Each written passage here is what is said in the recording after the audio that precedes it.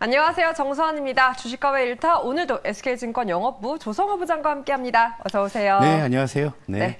일단 어제 시장 복귀를 통해서 이번 주 오늘 시장 전략 이어가 볼 텐데요. 단기 상승 부담, 여기에 또 뭐 정부 정책이라던가 뉴스 팔로우라며 종목별들의 움직임, 변동성이 짙었던 시장이었습니다. 조금 시장이 뭐라 그럴까요? 좀 어지러워졌다고. 그러니까요. 뭐 어제 보면은 그러니까 지수 자체는 뭐 크게 그렇게 뭐 나쁜 상황은 아니죠. 뭐 코스피는 그동안 좀 오른 게 있으니까 뭐 소폭 숨고르기 표현할 수 있고.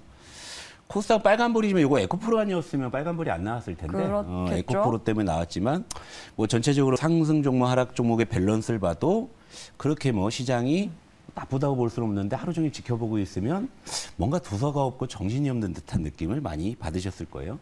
수급은 조금 일단은 좋지 않은 상황이었고, 그러니까 그냥 표면적으로만 보면은 뭐 크게 나쁘지는 않았다고도 볼 수 있는 시장인데 상당히 여기저기서 이런저런 노이즈 또 이제 이슈 이런 것들이 계속 이제 반영되면서 상당히 좀 어지러운 모습이었는데 뭐 철강, 화학 뭐 이런 어떤 경기 민감주의 상승이 또 계속 뭐 예를 들면 화학주 같은 경우 뭐 어제 LG화학이 계속 올라가고 있고 내보냈는데 잘 가고 있죠. 롯데 정밀화학 어제 거의 7% 급등했죠. 뭐 그걸 제외하면은 뭐 이제 테마주가 좀 이제 뭐 사실 지금 뭐 풍력이나 우크라이나만 말씀드렸지만 뭐 어제 뭐 사료주도 움직였고 움직인 테마들이 굉장히 좀 많았고 그리고 이제 이때 이제 2차 전지와 IT는 뭐 대체적으로 조정. 물론 에코프로는 올랐지만 LNF나 LG 에너지 솔루션은 제법 하락폭이 나왔고요. SK 하이닉스도 제법 하락폭이 나왔다. 그러니까 시장이 굉장히 좀 뭔가 어지러운 상황으로, 그러니까 예를 들면 이제 저 같은 경우에 IT 2차 전지 좀 편식주의자라고 말씀드렸을 때 굉장히 좀 반찬은 많아 보이는데 쉽게 젓가락은 좀 안 갈 수 있는 뭐 이런 상황이었죠. 근데 이제 여기서 이제 여러분들이 시장이 이렇게 혼탁하게 되면 가장 이제 여러분들께서 이제 관심이 가시는 게 아마 테마주. 그죠? 그래서 오늘은 요즘에 이제 테마주가 좀 이렇게 좀 굴립해요. 그래서 이제 요중에 어제 좀 가장 강한 모습을 보였던 뭐 우크라이나 재건 관련 테마주에 대해서 잠깐 제가 코멘트 하나 해드릴게요. 네, 우크라이나 따로 체크해 보도록 하겠습니다. 시간 외 거래에서도 일단 시세를 이어서 보여주기도 했는데요. 21일 재건 회의가 있다고 하더라고요. 그러니까 기본적으로 그 이제 매매에 좀 이렇게 익숙하거나 이제 능숙하신 분들이야 뭐 테마주를 통해서 초과 수익을 내실 수도 있습니다만 이제 그렇지 않은 시청자분들이 늘 저는 이제 걱정돼서 드리는 말씀이에요. 그러니까 우크라이나 재건 뭐 회담 뭐 일정 잡혔다고 말씀하셨는데 과연 실체라는 거, 이 실체라는 것은 실제 우리 기업이 얼마나 어떻게 수혜를 보는지 그 MOU 같은 거 말고요. 양해각서는 약속 안 지켜도 그만인 거고. 실질적으로 확인할 수 있는. 실질적으로 뭐 확인할 수 있는 것들이 과연 있는가라는 거죠. 그리고 또 하나, 아니 전쟁이 끝내긴 한답니까 지금, 그죠? 그러니까 전쟁이 뭐 끝난다면야 뭐 이제 아니면 뭐 이제 종전의 어떤 그런 것들이 이제 가시화된다거나 그러면 또 뭐 모르겠지만 사실 모든 것들이 다 막연해요. 막연한 상황에서 재료와 수급만 가지고 제가 주가의 3박자 뭐라 말씀드렸죠? 재료, 수급 그다음에 실적이잖아요. 테마주 실적이 빠지고 재료와 수급만으로 움직이는 거죠.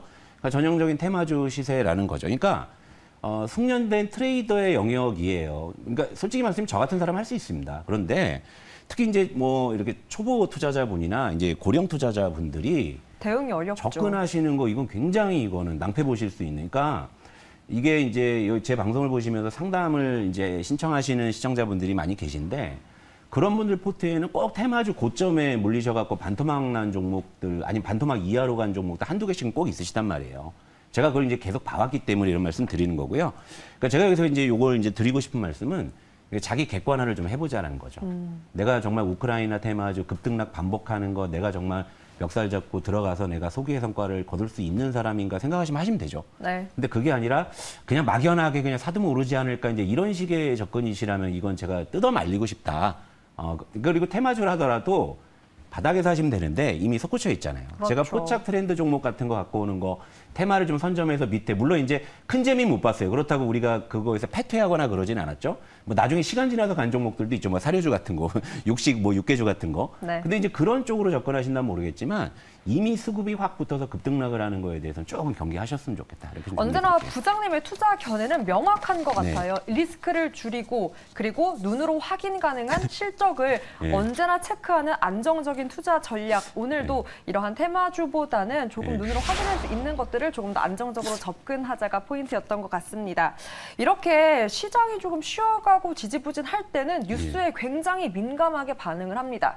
순환매냐 조정이냐, 여기서 오늘 또 조정의 가능성이 조금 돋보이는 게. 그러니까 사실은 뭐 순환매냐 조정이냐, 그러니까 저도 모르니까 이제 이렇게 두 가지 이제 제목을 갖고 온 건데, 약간 이제 지금 상황에서는 약간 우리가 몇 가지 좀 체크해봐야 될 게 있다. 지금 시장이 굉장히 난전의 양상이에요, 그죠? 그러니까 이제 우후죽순으로 뭐 테마주가 올립하고 이런 모습이니까 지금 시장의 현상을 한번 우리가 이제 좀 한번 좀 객관적으로 한번 보고서 이제 앞으로 우리가 어떻게 대응해야 될지를 또 고민해 봐야 되겠죠. 어떤 시그널을 보내고 있을까요? 자, 시장에서 지금 그 모든 걸 암시하는 시그널들이 다 나타나요.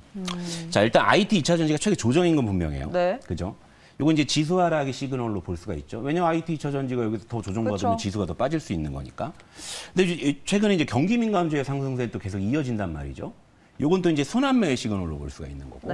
그리고 테마주가 요즘에 난립하고 있잖아요. 그렇죠? 요거는 과도기의 시그널입니다. 그러니까 시장이 위아래된 방향성을 못 잡은 그런 어떤 과도기에서 테마주가 이제 군을 이루어서 이제 난립하는 경우들이 있는데, 지금 모든 시그널들이 다 나타나고 있어요.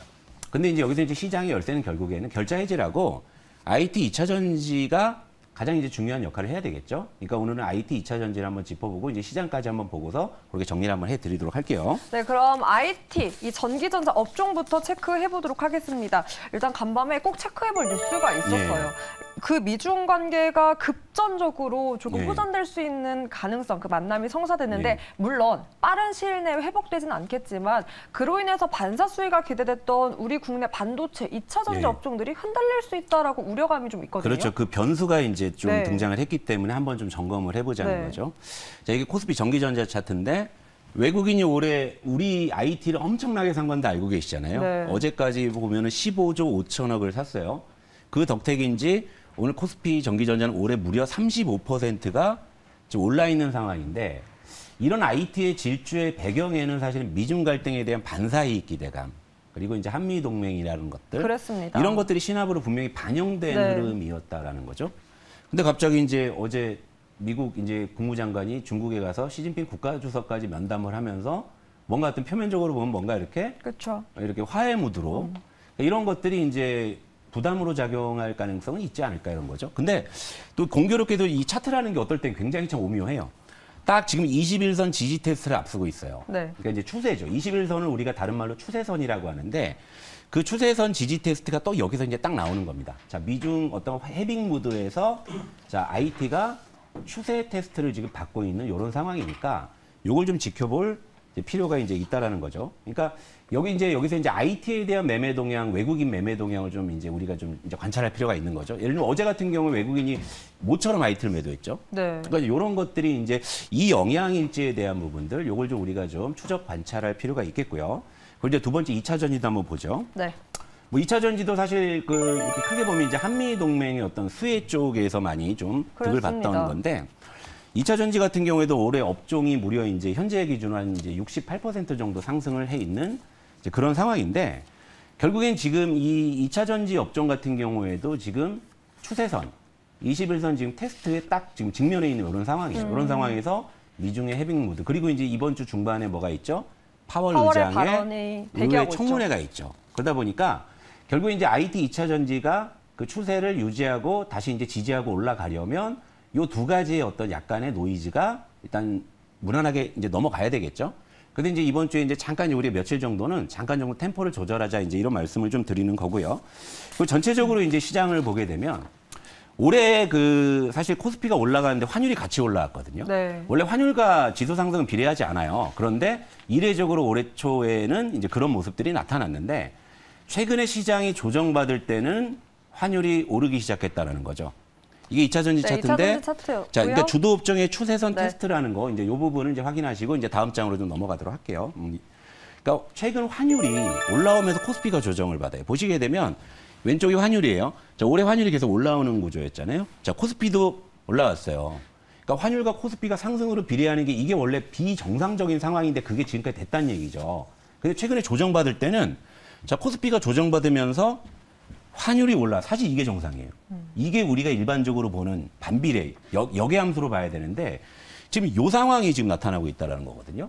그러니까 여기서 이제 환율이 추가적으로 오른다면은 코스피가 추가적으로 조정받을 수 있는 개연성은 충분하다라는 거죠. 네. 그럼 이제 여기에 이제 결정적으로 영향을 줄 수 있는 변수가 이번 주 중반에 있을 파월의 의회 청문회. 이번에 이제 FOMC 성명 내고 나서는 이번 기자회견만큼은 굉장히 좀 모호한 얘기를 하면서 넘어갔지만 또 청문회에서 또 어떤 발언을 쏟아낼지 이런 부분들이 있잖아요. 그러니까 이제 요계열 체크하는데 막 이틀이면 충분합니다. 뭐 오늘 내일 정도 뭐 요 정도면 충분하니까 요때까지는 우리가 템포를 살짝 조절할 필요가 있다. 뭐 요 정도. 그리고 이제 요게 좀 무난하게 넘어간다 싶으면 어제 우리가 이제 포트에서 종목 하나 뺐잖아요. 하나 네. 끼워 넣어야 되니까. 네. 그래서 이제 끼워 넣기 전에 이런 거 한번 체크해보고 가자 이런 얘기죠. 그렇다면 가장 투자자분들 그리고 시청자분들이 그래서 궁극적으로 궁금해할 건 이런 조정의 가능성이 조금 있다면 오히려 이 조정을 네. 매수의 기회로 삼아도 될지일 것 같거든요. 특히나 2차 전지에 대해서 궁금하실 것 같아요. 아니 주식이 쌀 때 사야지 왜 자꾸 비싼 걸 사시죠? 그러니까 조정 때 사는 게 맞죠. 근데 네.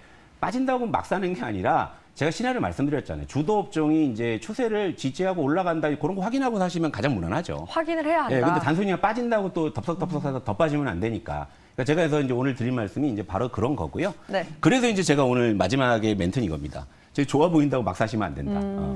여러분의 현금 비중은 안녕하신가? 그러니까 항상 우리가 여러분들 이제 제가 이제 상담을 하다 보면은 주식 비중이 거의 100%예요. 그냥 예수금 조금만 있으면 그냥 뭐라도 잡고 사시는데 그게 아니라 항상 유사시에 이제 대응할 수 있는 그 현금 비중을 좀 갖고 있어야 되고 또 제가 누누이 말씀드리잖아요. 우리 개인 투자자의 가장 큰 무기, 기관 외국인들하고 맞서 싸웠을 때 대부분 다 불리하지만 단 하나 강점이 뭐냐면 기관 외국인들은 펀드에 돈 들어오면 무조건 실어도 사야 되고 화매 요청 들어오면 실어도 팔아야 되잖아요. 선택권이 없죠.